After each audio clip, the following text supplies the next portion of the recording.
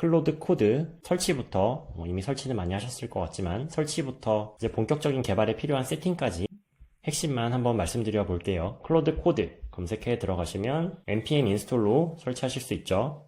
혹시 Node.js 설치가 안 되어 있으시면은 그냥 요 클릭해서 들어가시면 돼요. 클릭해 들어가셔가지고 요 명령어로 바로 설치하실 수도 있고, 만약에 윈도우시면은 클로드 코드는 윈도우를 아예 OS 레벨에서 지원하지는 않습니다. 그러니까 리눅스까지는 지원하기 때문에 윈도우에 리눅스를 설치하는 WSL이라는 명령어가 있거든요. WSL을 먼저 설치하고 그래서 리눅스 터미널 상에서 클로드 코드를 설치하실 수 있어요. 그 WSL 상의 리눅스 위에 Node.js 설치하고 그 다음에 npm 인스톨로 클로드 코드를 설치를 하시면 될 거고요. 이제 진행하고자 하는 프로젝트 폴더에서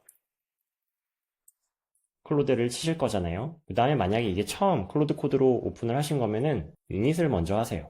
그래서 클로드 MD 파일을 자동으로 만들어 주거든요. 내가 직접 클로드 MD를 파일 생성으로 해가지고 만드는 게 아니라 요 init 명령어로 파일을 만들게 되면 알아서 클로드의 소넷이든 오퍼스든 모델이 제 프로젝트 파일을 다 읽어서 리드미도 읽고 기존에 있던 룰스 파일도 있고 다 읽어요. 파일 구조 다 파악하고 무슨 기능이 있는지 다 굉장히 좀 시간이 걸리거든요.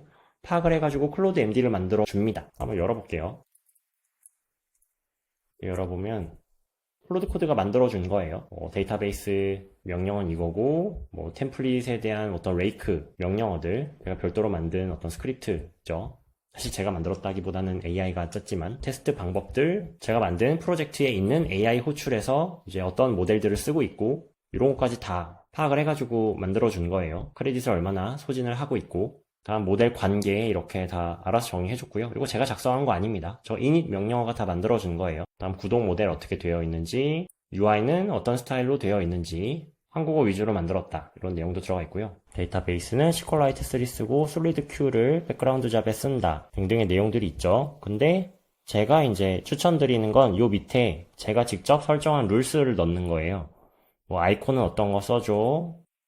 서버 재시작은 이런 방식으로 해줘. 다음에 어떤 기능을 어떤 라이브러리를 이용해서 만들어줘. 등등의 룰스를 이렇게 설정을 밑에다 해놓으면은 이제 클로드 MD 파일이 룰스 역할도 같이 하거든요. 커서나 윈드서퍼에서 사용하는 룰스 역할을 같이 하니까 이런 설정들을 밑에 이렇게 추가하시면 됩니다. 이닛으로 클로드 MD 만들고 그 맨 밑에다가 룰스를 추가하시면 돼요. 다음에 이제 모드를 에디트 모드랑 플랫 모드 바꿀 수 있는데요. Shift하고 탭을 누르시면 이렇게 Auto Accept, 이거는 이제 파일 수정이나 아니면 터미널 명령어를 AI가 사용을 할 때 저에게 사용해도 되느냐라는 허락을 적게 받고 웬만하면 얘한테 다 맡기고 싶을 때 Auto Accept를 하시면 되는데요. 그렇다고 이게 전부 다 알아서 진행이 되지는 않아요. 저 같은 경우에는 퍼미션에 이제 허용을 하다 보면 이런 것들 허용을 하겠다라고 하면 하나씩 허용을 하고 이제 다시 물어보지 마라 라고 하면 이런 것들이 하나씩 추가가 되거든요. 배시 명령어 중에 빈 대부 명령어, 번들 무슨 인스톨 명령어, 컬 명령어 등등을 이제 허용을 할 때마다 하나씩 추가가 되는데 요 맨 위에 있는 요 배시는 알아서 추가가 된 게 아니라 제가 따로 추가한 거거든요.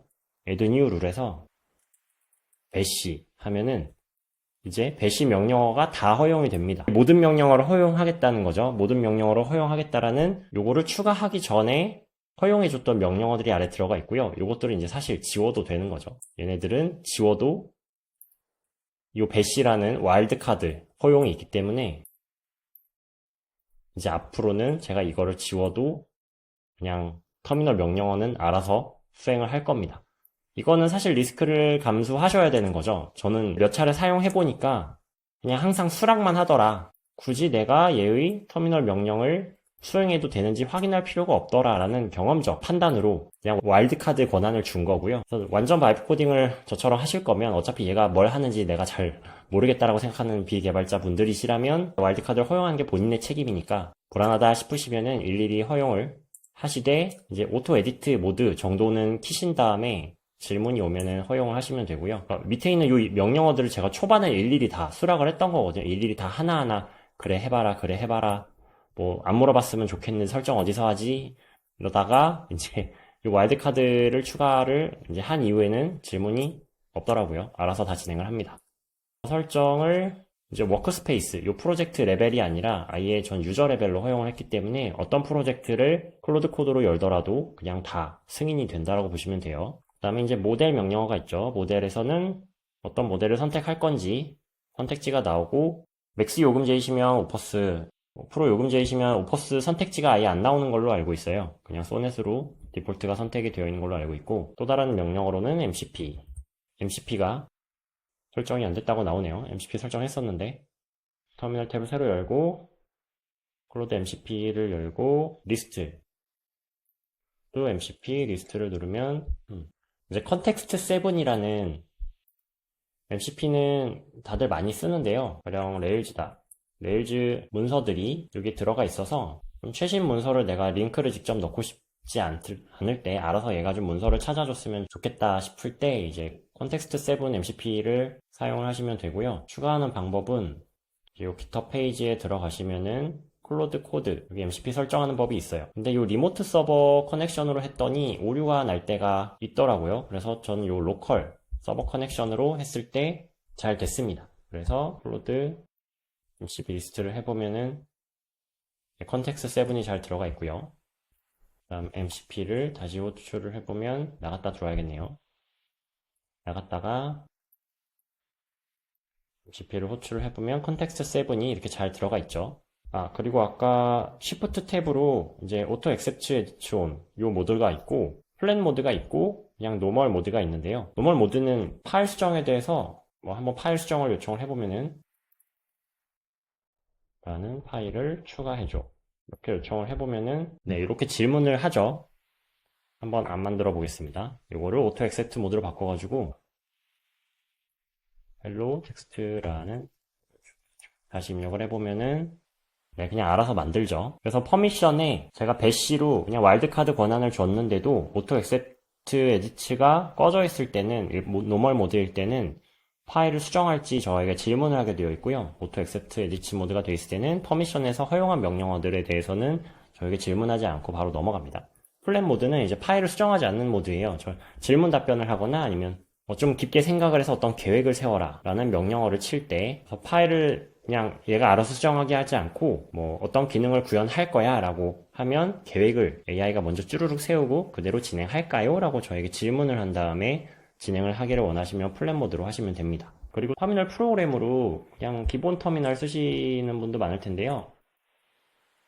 기본 터미널도 나쁘진 않아요. 나쁘진 않은데 이제 화면 분할을 하는 방법이 아마 제가 알기로는 이렇게 호리존털하게 밖에 안 되는 걸로 알고 있어요. 그래서 이제 제가 쓰는 거는 아이텀이거든요. 아이텀 검색하시면 아이텀 2가 나오는데 요거 설치해가지고 쓰시는 걸 권해드리고 그 다음에 터미널을 기본 터미널을 쓰시든 아이텀을 쓰시든 G쉘을 예쁘게 세팅해주는 오마이 G쉘 요거는 저는 항상 맥을 새로 사면은 무조건 설치하거든요. 그래서 요거 한 줄이면 세팅이 잘 되니까 이런 하이라이팅이라든지 깃을 쓰더라도 훨씬 보기 편하게 쓸 수 있고 약간 자동 완성이나 이런 것도 오마이지 쉘이 되게 많이 도와주는 걸로 알고 있어요. 그러니까 설치하고 나서 이전 터미널보다 뭔가 쓰기가 편해졌네 라는 그런 것들은 다 이 오마이지 쉘 때문에 편해졌다고 생각하고요. 다음에 아이텀은 가로 화면 분할이 돼서요.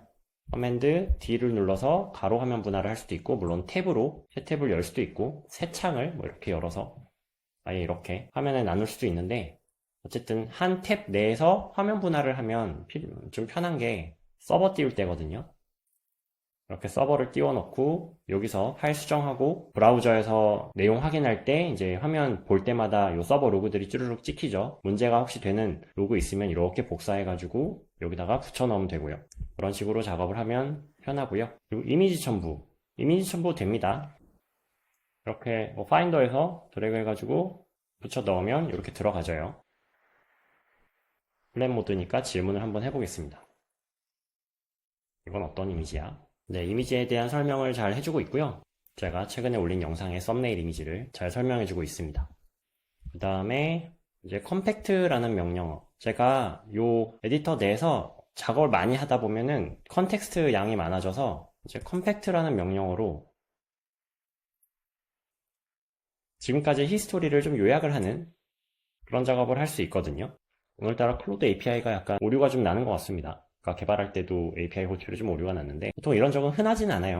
어쨌든 컴팩트는 뭐 주기적으로 써주시거나 아니면 여기에 컴팩트가 필요한 퍼센테이지가 많이 올라가면 알아서 자동으로 컴팩트를 하거든요. 그래서 그렇게 컨텍스트를 좀 정리하는 작업을 알아서 해준다.